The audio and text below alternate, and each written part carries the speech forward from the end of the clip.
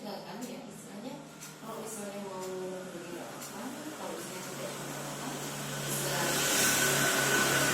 selain dari materi yang saya sampaikan di LMS. Berikutnya ini adalah uraian mata kuliah. Uraian di sini materi apa saja yang kita bahas selama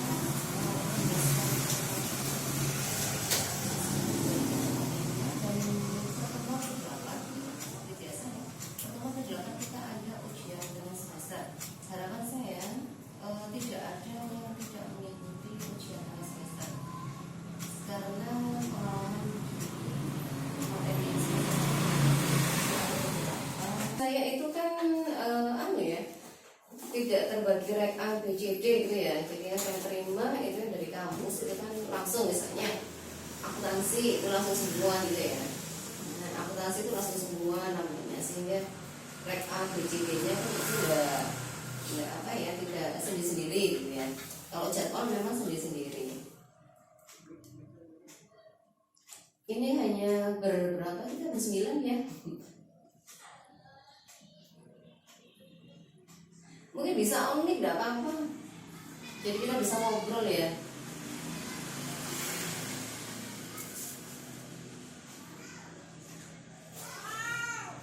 Dari yang hadir kemarin gimana? Nilai minggunya sudah keluar semua. Hari-nya sudah terima semua kan ya?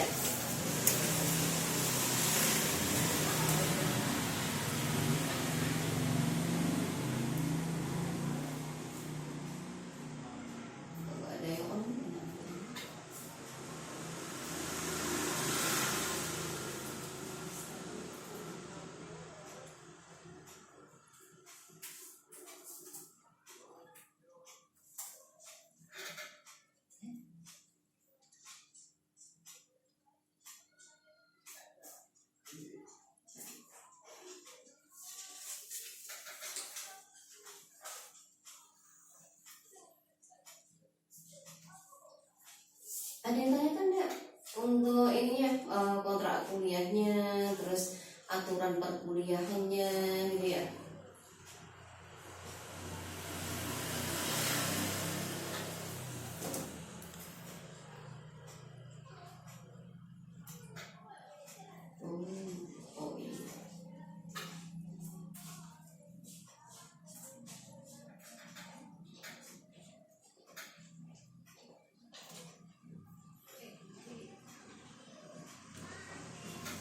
Sudah jelas ya kalau gitu ya, kontrak kuliah sudah jelas ya, tidak ada yang ditanyakan ya. Jadi intinya begini, pengalaman di materi semester 1 kemarin waktu kita mikro itu ya, terserah saya itu juga begini, ada beberapa mahasiswa yang tidak mengumpulkan UTS ya, tidak mengumpulkan UTS, ada juga yang tidak mengumpulkan UAS ya, sehingga saya juga kesulitan untuk memberikan nilai itu seperti apa.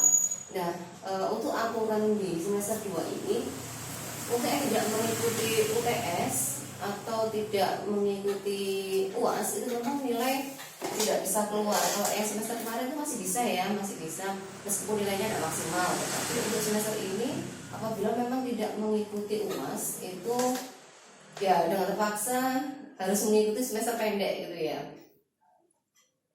Sebenarnya yang bertanya ini, buku tunjangan selain yang ditunjukkan, apakah ada lagi ya Bu? Terserah ya, kita nggak harus berpedoman pada buku yang saya sampaikan tadi. Kita browsing-browsing materi di internet juga banyak gitu ya. Itu ya Mbak Aisyah ya.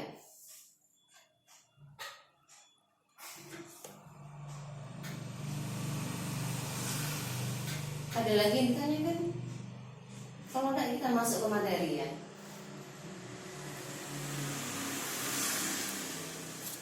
Sudah ya, saya lanjutkan. Kita masuk materi pendahuluan ya. Saya share screen dulu.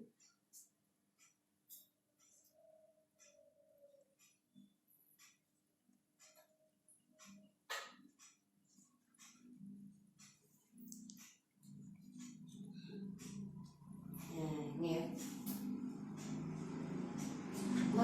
kita yang pertama ya, di LMS kita memang sudah pertemuan ketiga, karena saya mengikuti jadwal di situ tertera mulai tanggal 7 Februari, tetapi ini jadwalnya baru terbagikan dalam minggu ini ya. Jadi permasalahan dan sistem ekonomi ya. Baik, secara umum ilmu ekonomi berguna karena ia memberikan petunjuk mengenai kebijakan apa yang bisa dilaksanakan ya. Jadi intinya itu di ekonomi ini bagaimana kita mempunyai.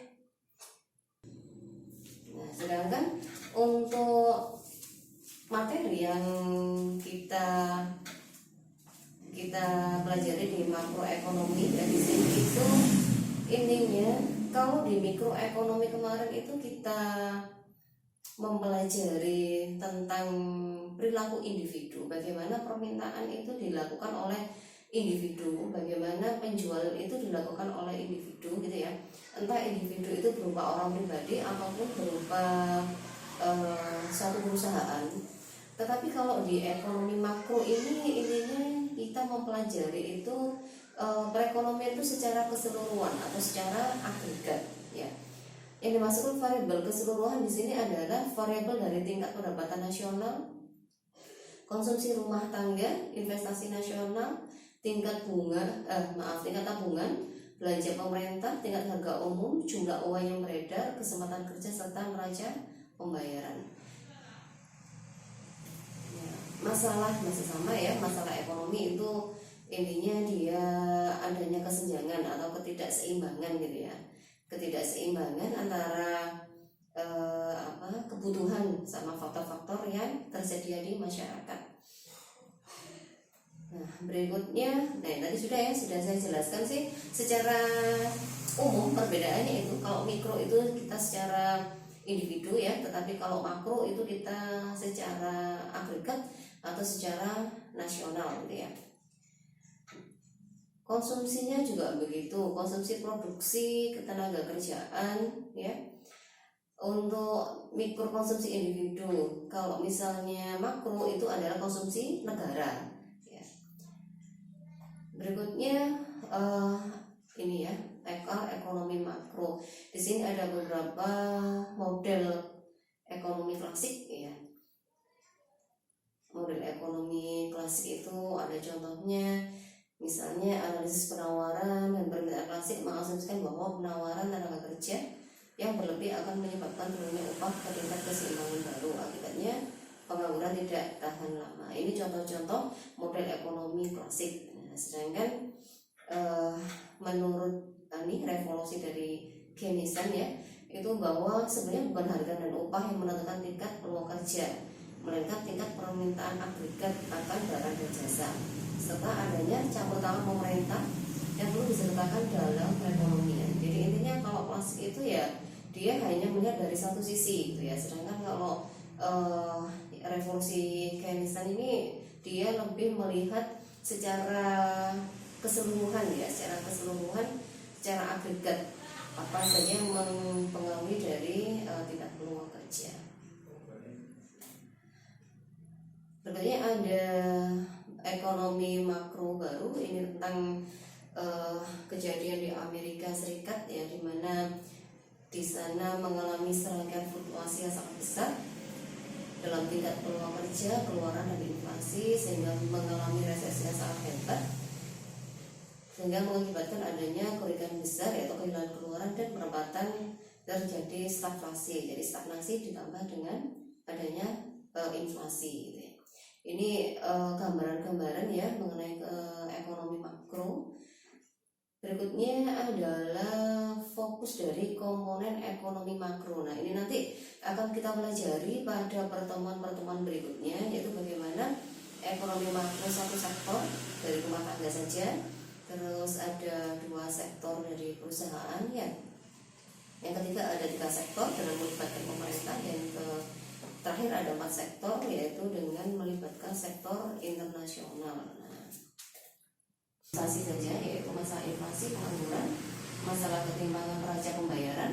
Sedangkan untuk masalah makro jangka panjang itu ada masalah pertumbuhan, yaitu pertumbuhan penduduk, kapasitas produksi, masalah tersedianya dana dan investasi. Ini adalah model dari inflasi ya. Ada jenis-jenis inflasi mungkin bisa dipelajari sendiri gitu ya.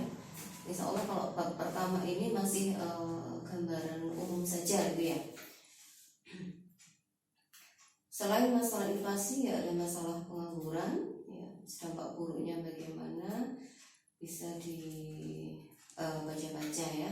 Insya Allah PPT sudah saya share di pertemuan sebelumnya gitu ya.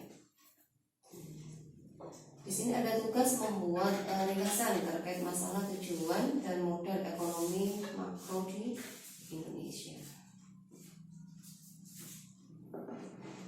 Itu materi pendahuluan kita. Kalau untuk tugas nanti aja ya. Kalau sudah saya buka portalnya aja. Nanti tidak dalam minggu-minggu ini. Yang penting dicicil aja tugasnya biar tidak numpuk di belakang. Mungkin ada yang ditanyakan dari materi yang disampaikan tadi.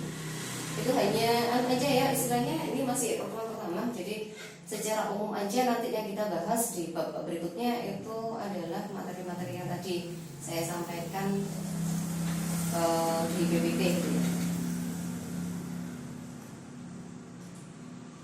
Ada yang ditanyakan? Silakan.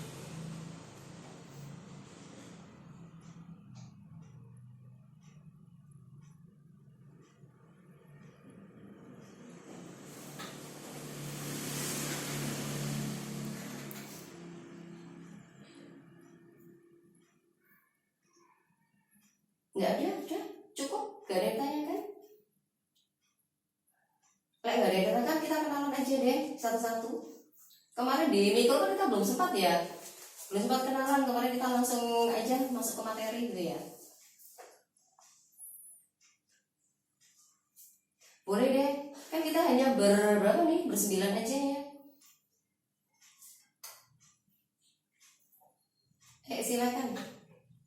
Dari siapa? Boleh misalnya dari Mas Herculanus ya, nanti boleh nunjuk satu temennya.